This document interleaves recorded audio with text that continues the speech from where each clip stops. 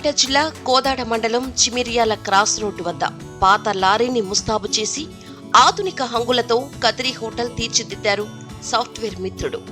ఇందులో వినియోగదారులు కూర్చునే విధంగా లారీ పై భాగంలో కుర్చీలు ఏర్పాటు చేశారు. కృష్ణా జిల్లా జగ్గయ్యపేటకు చెందిన మిక్కిలినేని శివ, చిక్కేల యశ్వంత్ 15 ఏళ్లుగా సాఫ్ట్వేర్ కొలువు చేస్తూ 5 అంకెల జీతం తీసుకుంటున్నారు. కోవిడ్ కారణంగా ఇంటి దగ్గరే ఉంటూ ఉద్యోగం చేస్తున్నారు. ఇంకా వినూత్నంగా ఏదో చేయాలనుకున్న శివ, యశ్వంత్ పాత లారీని కొని ఆధునిక హంగులతో హోటల్గా తీర్చిదిద్దారు. దీనికి గాను 40 లక్షల వరకు ఖర్చు వచ్చిందని తెలిపారు.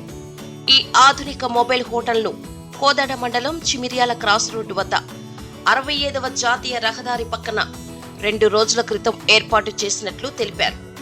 వినూత్నంగా కనిపిస్తుండటంతో వినియోగదారులు ఆసక్తిగా చూస్తూ ఆహారాన్ని రుచి చూస్తున్నారు. టీ నుంచి మొదలు ఖరీదైన ఆధునిక వంటకాలు అందిస్తున్నట్లు నిర్వాహకులు తెలిపారు. వినియోగదారుల దగ్గరకు ఆర్డర్ ఇవ్వగానే పైకి ఆహారం అందేలా లిఫ్ట్ను ఏర్పాటు చేశారు. సీసీ కెమెరాలు, టీవీలు ఒకటేమిటి అన్ని హంగులతో ముస్తాబైంది ఈ లారీ హోటల్.